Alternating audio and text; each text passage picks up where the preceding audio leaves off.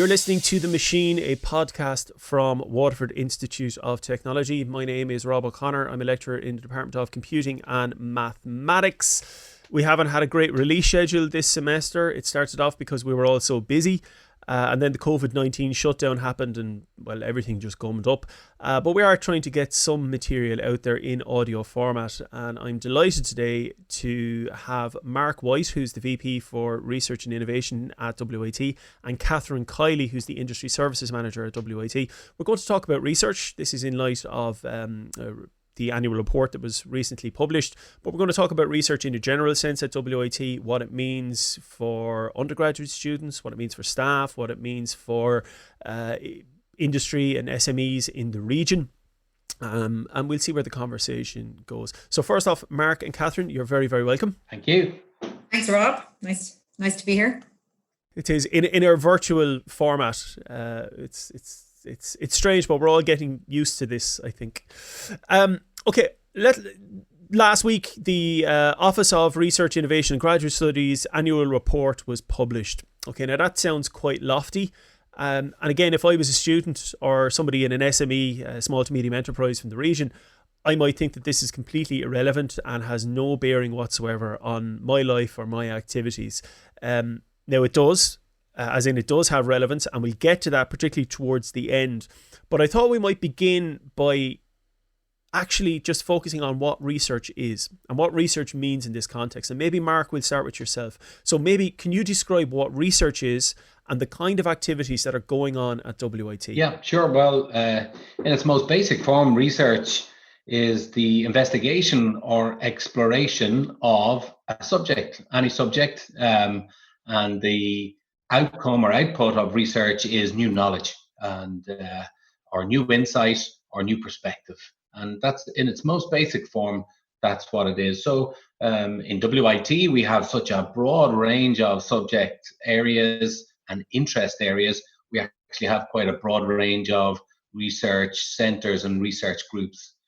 And a research group is essentially a group of interested academics or researchers who come together to try and focus on one specific area. A research center, usually much bigger, greater scale, and it brings together like-minded researchers, like-minded academics. Generally, they have a manager and they focus their attention on getting money, grants, and producing papers, producing conferences in their area of interest. And the great thing about the annual report is it allows us to showcase all of the research groups and the research centres that we have in WIT and what their activity has been over the last year or so. So it's a great opportunity to showcase what it is that our research community do across the vast array of disciplines, interest areas, and academic interests. If somebody wanted to read that report, it's published online, is it? Where would I find it? Yeah, it's available online. We generally publish a couple of hundred hard copies that we distribute around the schools and we distribute throughout the institute. By the end of the year, we usually have a few left over, and we find them there propping up other publications around the place. But you'll get them either from the Research Support Unit. They're available online, and we do whatever we can to try and disseminate them as widely as we possibly can. I brought a suitcase of them to America when we were in the States last year, and so I'm sure they're sitting on various shelves in our twin city, Rochester, as we speak. And Kathryn, could you maybe just expand on that and what that, because you're the industry services, you're engaging directly with the industry. So what Mark has been talking about there, a lot of that has been focused on academics, which is, I suppose, people like me or whatever. How does that impact with industry? I suppose the real world, as we might describe it. I think one of the critical points to note in relation to research innovation at WIT is that there are very many stakeholders involved in it. And by stakeholders, I'm talking about our postgraduate students, our academic leaders, our principal investigators, but a very significant part of, I suppose, the philosophy of research at WIT is the impact that it has on our region and the way in which we collaborate with industry and other organizations and stakeholders here in the Southeast region, and indeed right across the country and across Europe.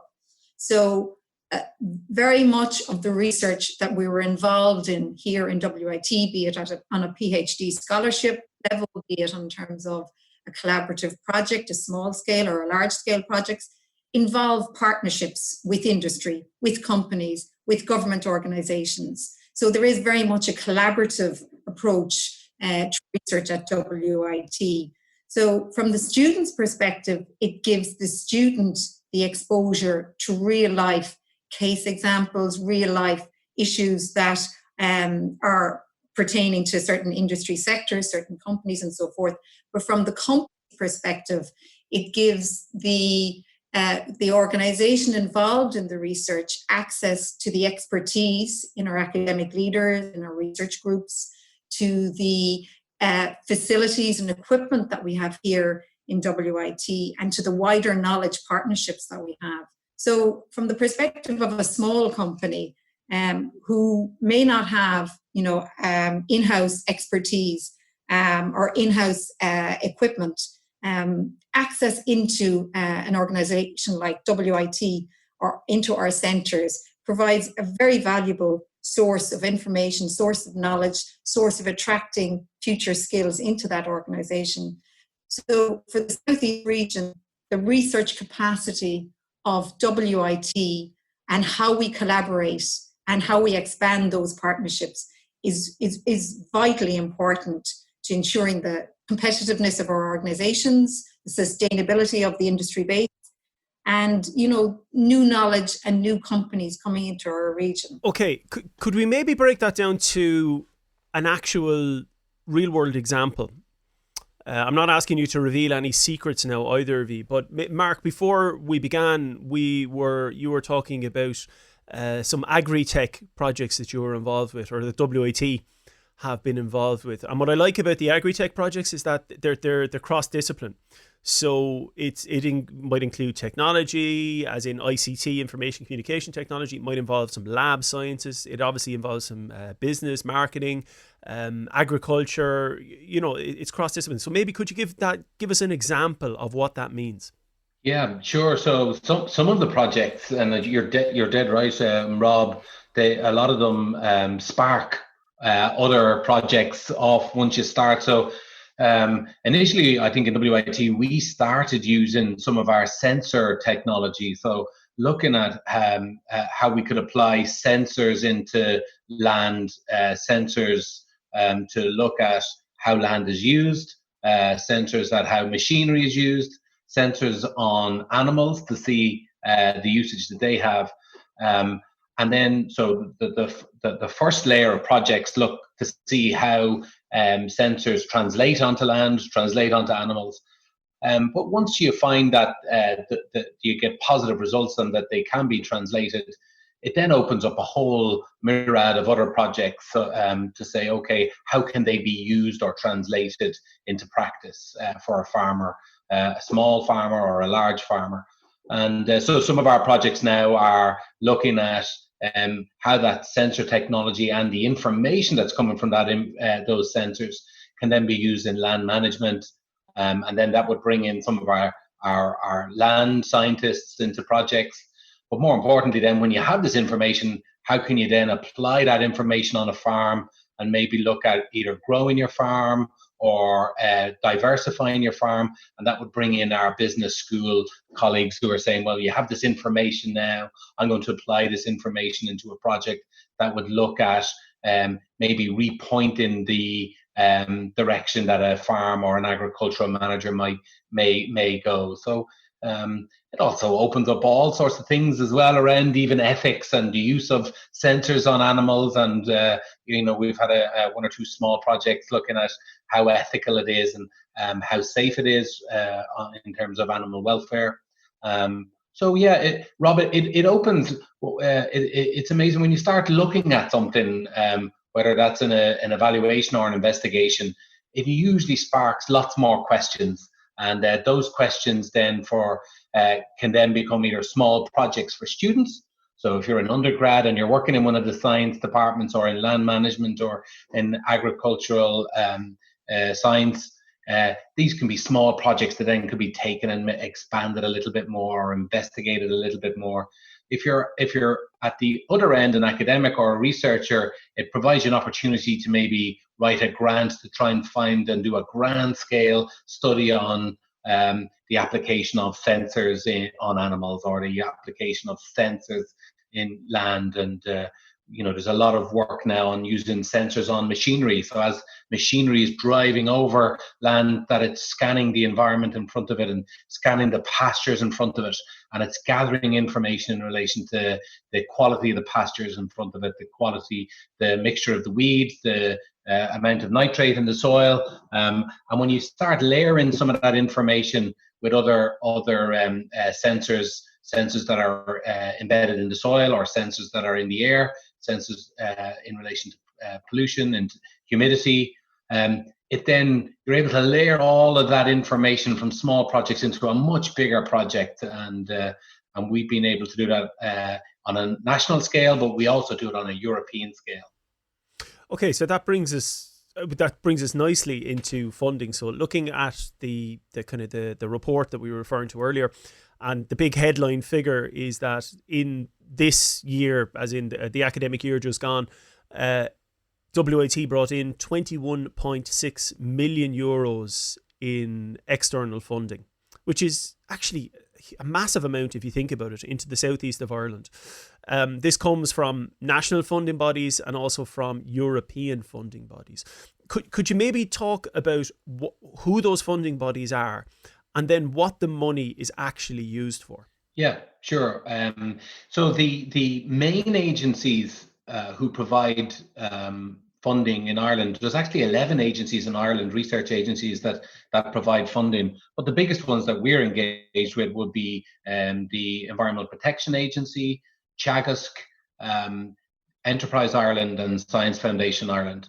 And on a European scale, we're involved mostly in what's known as Horizon 2020, which is a research program, a program of research that will finishes at the end of this year, and will then another track of research funding will be coming in, what's known as Horizon Europe. So we've brought in that money over a whole landscape of different agencies,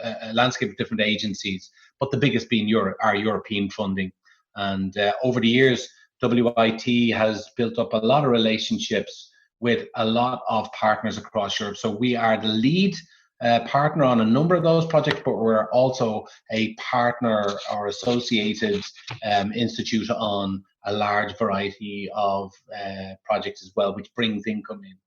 What that money is used for is, I mentioned earlier the importance of having something to investigate or explore.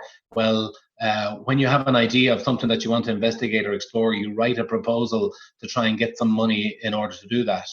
But in essence, what that translates into is essentially people. What you're trying to do is create project money that will allow people to be employed to work on those projects, investigate those projects, and write up those projects to a European standard. And for what that means for WIT and for the southeast of Ireland is student scholarships for PhD and master's students, which is really important because that allows the continuum from undergrads into postgraduate education. But it also brings high-end PhD and doctoral students and postdoctoral students and research investigators into the southeast of Ireland. So we have over 100 full-time researchers who are employed in addition to the academic staff that are in WIT, and they're high-end, highly qualified people who are working on projects in the southeast of Ireland on behalf of WIT. So in essence, a lot of the money that comes in, the bulk of it pays wages for high quality, high-end individuals to actually go and do some of this work, whether it's investigating a small amount of sensor technology, looking at some bigger picture stuff, working in agriculture, land sciences, it doesn't matter. That's what it pays, wages ultimately. Yeah, essentially about 2/3, broadly speaking, about 2/3 of that 21.6 million is spent on salaries, and the rest is spent on equipment.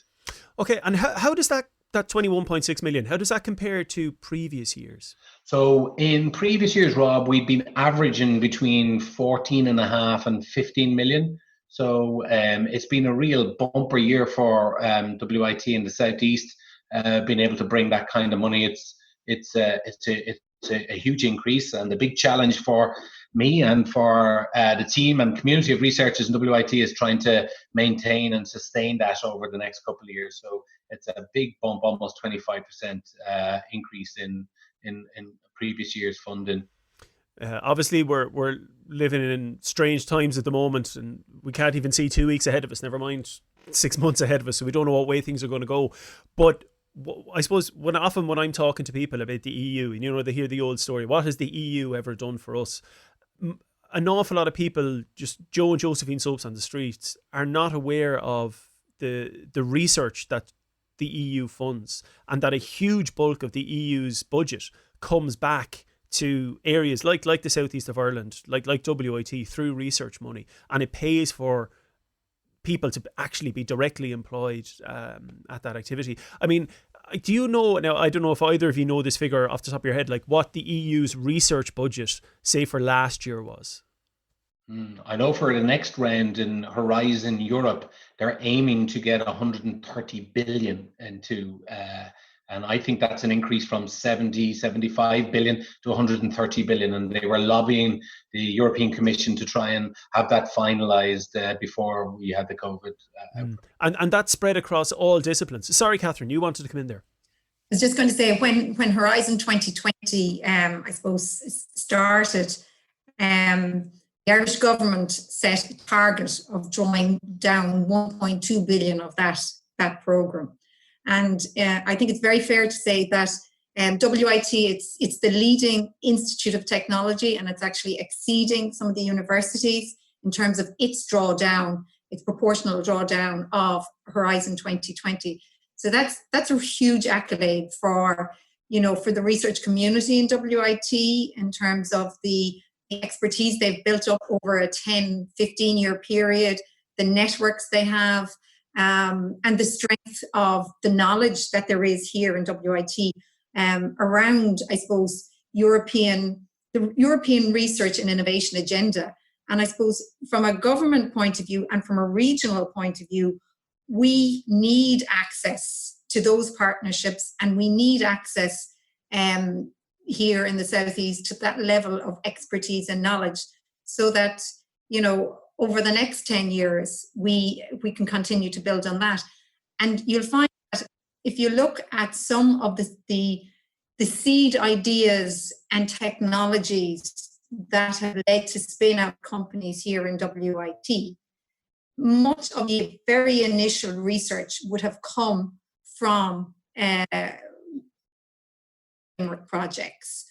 So it does complement, and it forms the platform from which other research programs can build on and can deliver real impact into our region in the forms of scholarships, jobs, spin-out companies, and so forth. So what you're saying is a research project can start. It could start with a couple of people, one person even possibly, and that idea can grow to more people. And then some of the findings of that research, whether it's a new technology, a new technique, something, whatever it might be, that can then translate into a startup company that then can grow and then start to employ more people and more people. And there's been numerous, I suppose, examples of companies that have grown out of WIT. Many of them won't be household names. You won't have heard of them. Again, people on the street might have heard of them. But if you're working in this sector, you might have heard of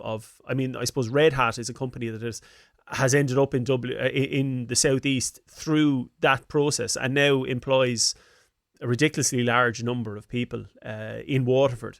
And there's numerous other companies out there like that. So it does actually translate into real world employment in the region that otherwise would not have been here. I often think about, 20 years ago when I graduated from college, more than 20 years ago actually. There was only a handful of IT jobs in Waterford or in the area, and most of them involved factories and working in the kind of the IT section of a factory, and that was about it. Whereas now it's staggering the amount of stuff that's actually available right here, right now, that just didn't exist beforehand, and that largely comes from research activity in WIT. Absolutely, and I think the beauty of the way in which over the last 10, 15 years the WIT community, research community, has expanded. We've seen, huge growth in other areas as well within the institution. For instance, this year we would have had 2 spin-out companies in the life sciences area, which were again a first for WIT. But one of those was seeded more than 10 years ago in a European project.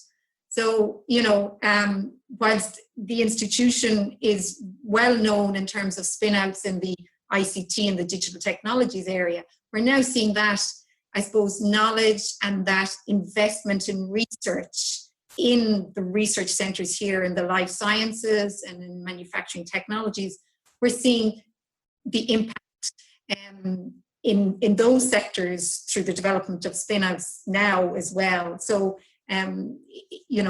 European funding is very important to the I suppose, the research capacity here in WIT and indeed within the southeast and throughout the country. Now, WIT recently signed a memorandum of understanding with UPMC, which is formerly known as the Whitfield Clinic, not far from the main campus buildings. What did that involve? What's that project about? Mark, maybe you might know something about that.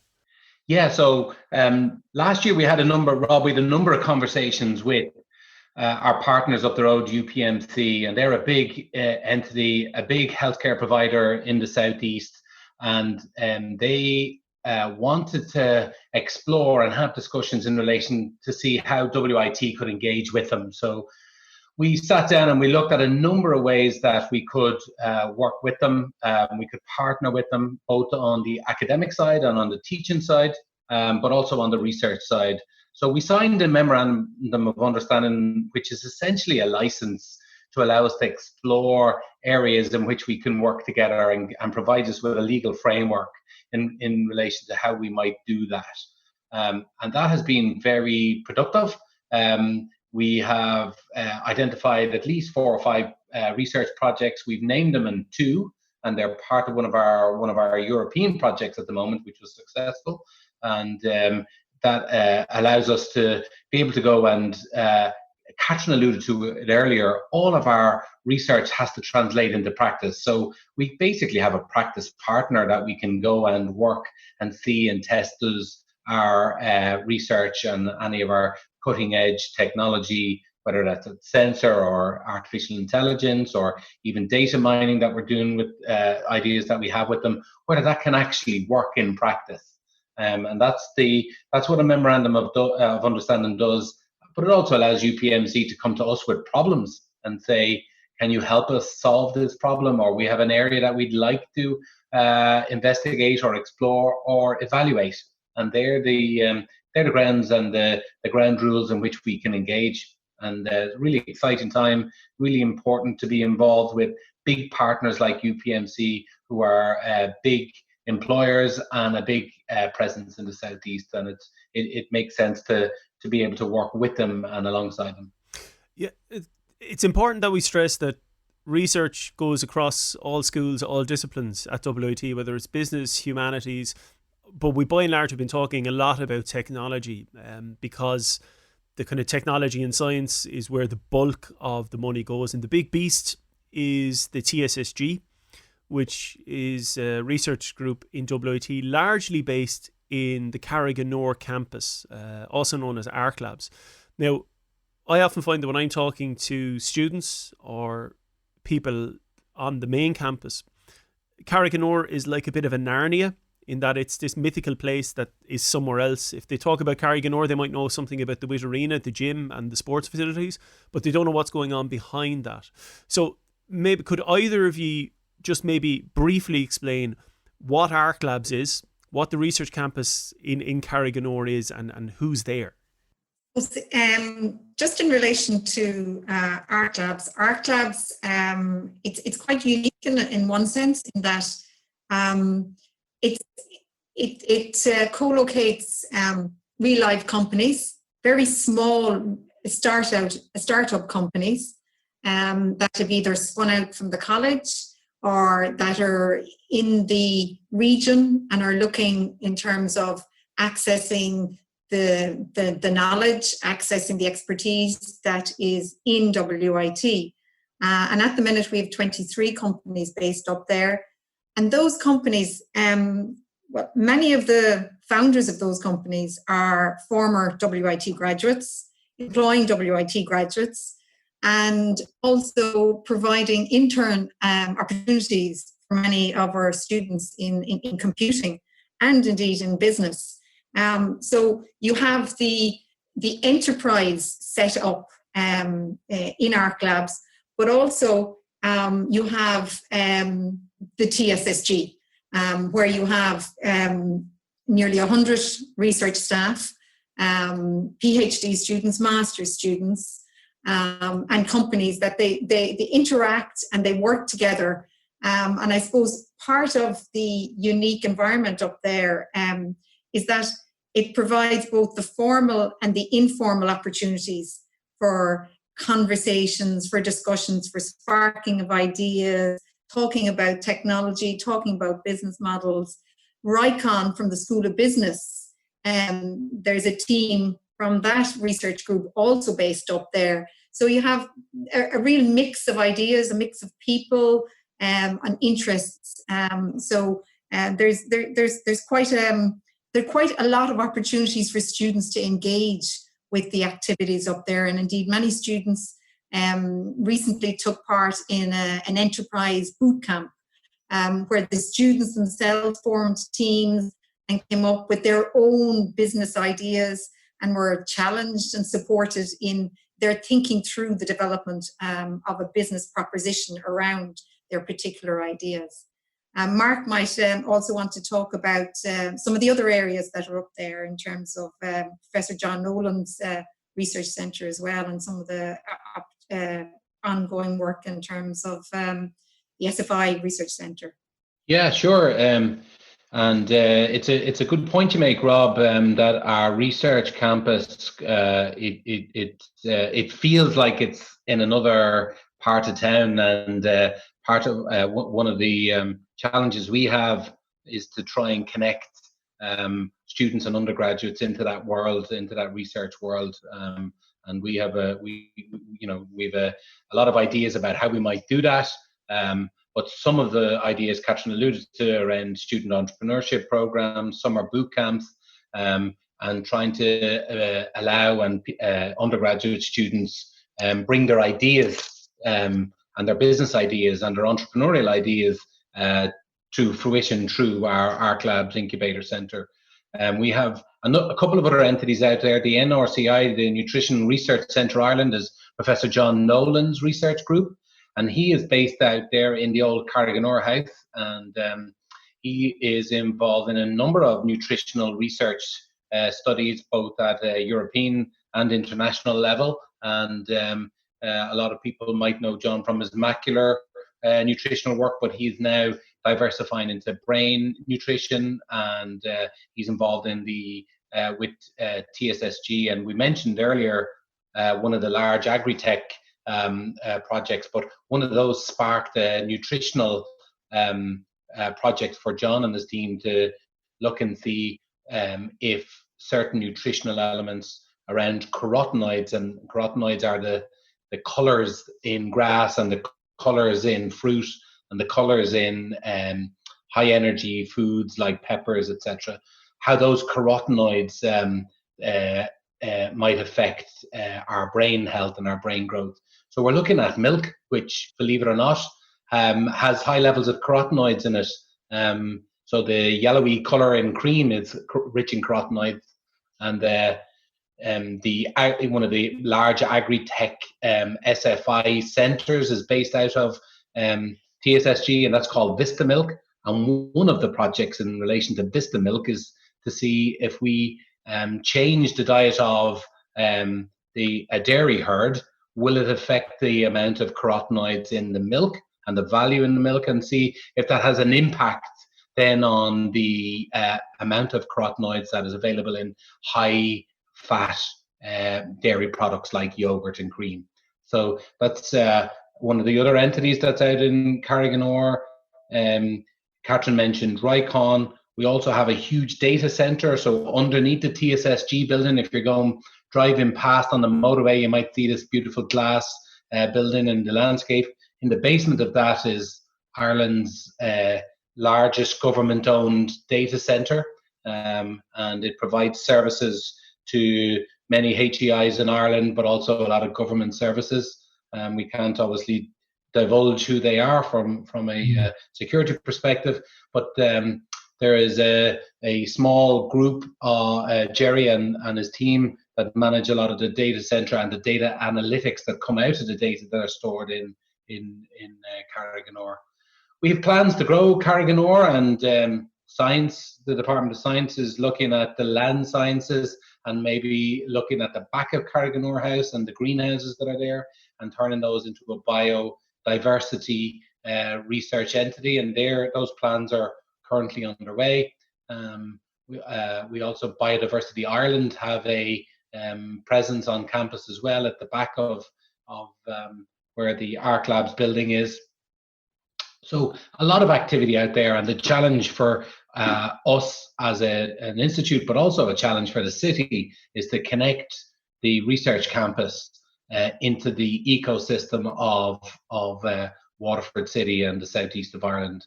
And we've got plans and we've ideas of how we might do that, but they're fairly big challenges, and we need a multi-stakeholder engagement in order for that to happen. But there's absolutely no reason why, if you could picture in the next 4 or 5 years, why the Carriganore is not connected via the Greenway to the city centre, and Carriganore is not connected through some sort of scheme through the campus, the main campus in Cork, so that in an attempt to connect all of our research and entrepreneur and innovation capabilities and competence and entities into the main thoroughfare of Waterford. I think you said Cork there by mistake, but we'll forgive you. Did I? Well, I will. That bit'll have to be edited, Rob. No, that's all right. We leave it in. We're warts and all. I'm going to hit you up with 2 more questions before we finish up, one each. So first off to you, Kathryn. So let's imagine I'm somebody working in an SME, a small to medium enterprise. Let's say a 25-person company, nothing too big, but equally not really, really tiny either. And I'm working in some area, doesn't really matter where. What does this mean for me? Why should I care about the Office of Research, Innovation and Graduate Studies annual report? Why should I care what's going on in this area? I think, Rob, it's very important that, first of all, I suppose a small company, it doesn't have all the in-house expertise, resources, that it might need, or even funding, in terms of looking at maybe new business models, looking at new technologies, new products, just new process improvements in the way in which they work. And I suppose, to be fair, the government has put a lot of different tools and mechanisms in place to facilitate the SME sector in Ireland, in order to enhance innovation and other improvements within their operations. And I suppose first and foremost is to ensure the competitiveness and the sustainability of SMEs within our country, because there's such a huge proportion of the employers in Ireland. So from a small company's perspective, I think there's the opportunity in terms of interacting with institutes like WIT to explore the capabilities that are there within the likes of WIT to help them on their innovation journey, or in their innovation pathway, if you like.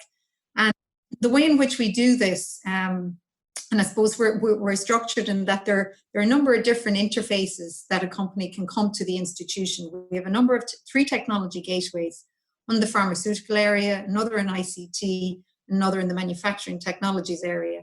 But all our research centres have an openness to engaging with companies, and in particular SMEs.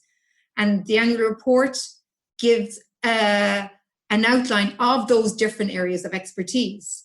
And also within the institution, we're very, very familiar with those government instruments that will help the company to access funding to enable them to implement a new project within their organization, such that they can, develop a new technology, work on process improvement and so forth. So there are lots of different, from small scale innovation vouchers to larger scale projects where companies can access that funding, because capital is critical in order to be able to enable much of these improvements. And I suppose it's to enable the SME itself to get the headspace and the time space and the knowledge to focus on the development of those projects within the company, and to have that external expert who will help them along that particular path or whatever. So I think it. No, I do. Just sorry to interrupt you there, but just when you're talking about that, I think it's important to stress that it doesn't have to be these massive. We're talking about the budget, 21.6 million. It can be much smaller. And you mentioned the innovation voucher, the Enterprise Ireland Innovation Voucher Scheme. That WIT has been involved in lots of these, and that's a very small amount. Was it 5,000 euros? I think it is. Yes. Where again, let's say I'm a small SME. Let's say I'm even working in a company. There's only 4 of us in the company, and we're maybe interested in expanding our business in a certain area, but we're so busy we don't have the space, as you mentioned it, to look into some. Let's just say it's a networking issue, right? Because that's an area I would know a bit about. Whereas I can go and talk to you guys, talk to the lads in WIT, maybe talk to some of the people in TSSG who have expertise in this area. We can do a small little bit of research just to figure out how this might work, and Enterprise Ireland will pay for it. Absolutely, that's it. And I suppose the beauty of it as well is because the Institute has been involved in these for so long, it very much helps the company to write those applications to Enterprise Ireland as well. It's first and foremost, I think what's most important is that there is that conversation and the detailed, I suppose, exchange of ideas and knowledge about what is the problem within the company and where is the company going. And for the individuals within WIT to work and to challenge and to maybe to map out and to help the company actually write a proposal to Enterprise Ireland that will enable the company to draw down the money. So it's a partnership, and they've been very concrete benefits. And it might lead to something bigger, or it might not lead to anything at all. And I think that's important to stress, that this is not, you're not signing your life away by getting involved in research. And people can be quite nervous about maybe engaging in research. It can seem very airy-fairy and maybe esoteric, but it can actually have concrete results for your business. Absolutely, and I suppose that's always the challenge when you are going down that road in terms of innovation. There is a risk element, and I suppose what the kind of the partnership models that the government have put in place is that in many ways it's de-risking it somewhat for the company, in that it's enabling the company to get the capital to do it without any great investment by the company, but yet there are no guarantees with any research program or with any kind of developments that it will lead specifically to X or Y. But I suppose it's the barriers to entry from the company's point of view are very, very low. I suppose that's the thing about research. If you knew the answers, it wouldn't be research. Would it? Exactly. Okay, Mark, final question to you. I'm an undergraduate student. Let's say I'm in 3rd or 4th year of my degree. It doesn't really matter what discipline or what I'm studying. What does all this mean for me? What this means for you is across a number of fronts. The first is that in order for the lecturers who are standing in front of you to have any kind of credibility and practice and competence with real life projects, real world projects. The majority of them are involved in some type of research or some type of practice. So research is really important to make sure that most of the teachers and academics who stand in front of undergraduate students are up to date, have their finger on the pulse, and really know what's happening in the real world. So research is an enabler for that. That's the first thing.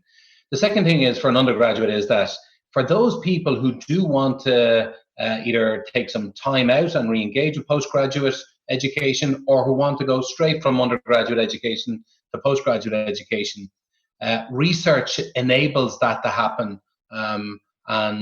We have a number of, we run a number of scholarship schemes. We have our own WIT scholarship scheme, but we also are involved in co-funds with industry that would co-fund a master's or a PhD. So it's an enabler. Research is an enabler for the undergrad students to be able to engage in postgraduate education through these various projects and schemes. And thirdly, even the undergraduates who do graduate from WIT, in order for them to get access to high-end, high-skilled jobs, the money that comes from Europe that you mentioned earlier, that 21.6 million, ends up employing technicians, it ends up employing engineers, it ends up employing a number of graduates in different guises in those projects in the Southeast. But more importantly is those projects spark or allow new companies and new ideas and innovations to grow and develop in the Southeast of Ireland. And that's a really, really important thing when we're trying to grow a graduate economy. Fantastic. Research is a massive part of what goes on in higher education, not just in WIT, all across the board, all across the world. If you'd like to learn more about what goes on in WIT, just go to www.wit.ie, click on the research button, and there's all sorts of stuff there. You can fill your boots with information. To Mark and Kathryn, thank you very, very much for taking time out of your day to have a chat with me, and I wish you all the best with everything that's going on. Hopefully we'll all be released from lockdown soon, and maybe we can enjoy a cup of tea or a cup of coffee in person and expand on this for a future episode. Lads, thank you so much. Thank you, Rob. Thank you very much indeed, Rob.